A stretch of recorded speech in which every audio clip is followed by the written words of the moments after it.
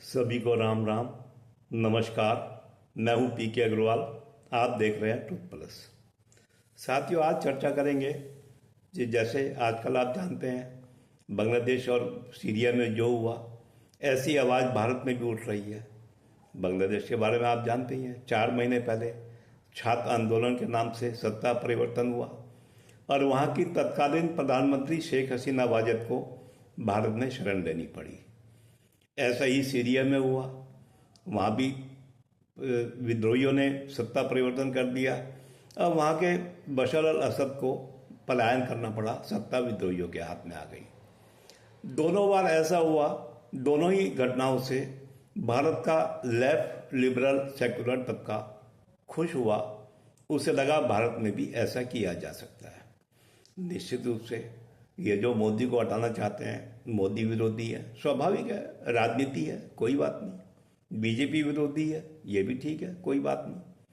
प्रश्न ये है, क्या ये जनता के हितैषी हैं? क्या ये जनता के प्रति कल्याण का भाव रखते हैं?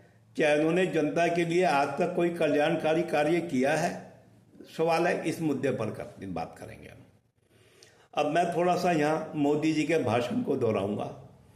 मोदी जी कहते हैं हमने 4 करोड़ प्रधानमंत्री आवास योजना में मकान दिए, 4 करोड़ से ज़्यादा, और 3 करोड़ का और वायदा किया उन्होंने, यानी दोनों को मिला लें लगभग 7 करोड़ से ज़्यादा, 7.5 करोड़ के लगभग।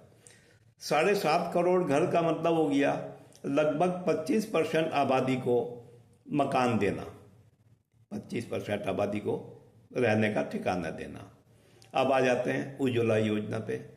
11 करोड़ उज्ज्वला योजना, यानी प्रति परिवार 5 आदमी माने तो 55 करोड़ को गैस का लाभ, गैस सिलेंडर का लाभ। शौचालय लगभग 11 करोड़, वही 55 करोड़ को लाभ। आयुष्मान योजना 10 करोड़ से ज़्यादा, प्लस अब तो 70 साल से ऊपर वाले भी जोड़ लिए हैं, यानी उसके लाभार्थी 60 करोड़ होंगे। 60 करोड़ का मतलब हो गया करीब करीब 40 करोड़ प्रतिशत लाभार्थी।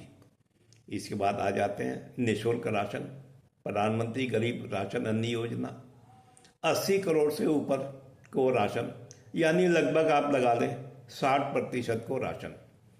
क्या किसी सरकार ने इतना काम किया है?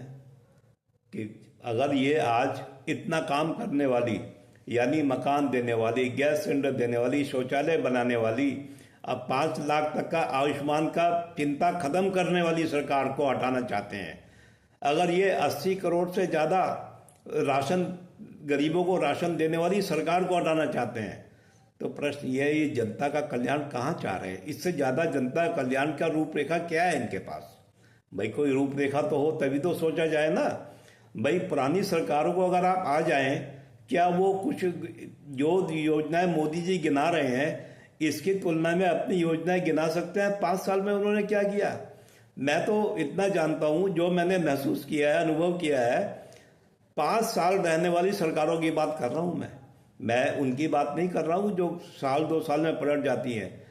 5 साल रहने वाली सरकारें भी इस योग्य नहीं होती कि वो ये बता सकें हमने 5 साल में कितने मेडिकल कॉलेज बनाए, कितनी यूनिवर्सिटी बनाई, कितने बड़े संस्थान बनाए। ये मैं केवल बनाने की बात नहीं कर रहा हूं, मैं सरकार की योजनाओं में बनाने की घोषणा, जमीन अधिग्रहण, शिलान्यास, पूरा भवन बनाना और 5 साल के अंदर जनता को समर्पित कर देने तक की बात कर रहा हूं। 5 साल का समय कम नहीं होता।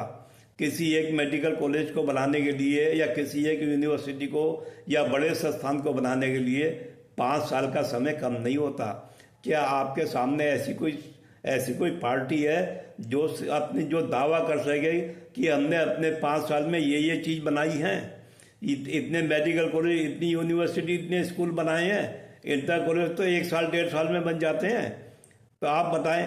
और ये उस सरकार को हटाना चाहते हैं जो इतनी सुविधाएं दे रही है। बात मेरी समझ नहीं आ रहा, ये किस भरोसे कर रहे हैं? ये आंदोलन की उम्मीद, किस भरोसे विद्रोह की उम्मीद कर रहे हैं? प्रश्न ये है, जो मोदी सरकार के लाभार्थी हैं, ठीक है, लोकतंत्र है, वो मोदी सरकार को वोट दे रहे नहीं दे रहे, उनकी अपनी आइडियोलॉजी है, वो अपनी जगह है, वो वोट दे ना दें, प्रश्न है वो मोदी सरकार को हटाना क्यों चाहेंगे? आप सोचें। आज जो कल आप पुरानी किसी भी सरकार से 5 साल चलने वाली किसी भी सरकार से मोदी सरकार की तुलना कर लें। मैं फिलहाल केंद्र की बातें कर रहा हूँ, राज्यों की बातें नहीं कर रहा हूँ। किसी भी सरकार से तुलना कर रहे हैं, इससे बढ़िया क्या कोई सरकार आकर दावा कर सकती है कि मेरे 5 या 10 साल इससे बेहतर है? फिलहाल तो हमारे सामने पिछला यूपी है। क्या यूपीए का कोई मंत्री बोल रहा है, किसी भी मामले में दावा करता है? आप आजकल वो कुछ भी बोल रहा है, मैं उसमें नहीं जा रहा। 2014 तक के दावे हैं उनके पास कि 2014 तक चुनाव में इस तरह के दावे उन्होंने किए हों, कल्याणकारी दावे किए हों। उनकी तो योजनाएं पता भी नहीं लगती थी, पारदर्शिता कोई नहीं थी।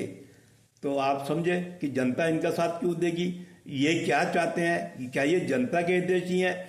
मोदी सरकार के विरोधी हैं, ठीक है, स्वाभाविक है, राजनीति है। बीजेपी के विरोधी वो भी ठीक है, लेकिन क्या ये जनता के सहानुभूति रखते हैं? या ये भी उसी डीप स्टेट कर से जुड़े हुए हैं, प्रत्यक्ष अप्रत्यक्ष? जो हमारे CDS बिपिन रावत कह गए थे, जो आजकल दावा हो रहा है, अब तो कांग्रेस और उसके परिवार को भी सोरोस से जोड़ा जा रहा है, अब तो खुलेआम बात हो रही है। तो क्या ये भी उसी से जुड़े हुए हैं? अब जनता का कल्याण क्या है, इसका तो अंतिम फैसला जनता ही करती है। आप ही करेंगे, हम ही करेंगे। तो वीडियो को लाइक करें, शेयर करें, चैनल को सब्सक्राइब करें। फिर मिलते हैं अगले वीडियो में। धन्यवाद।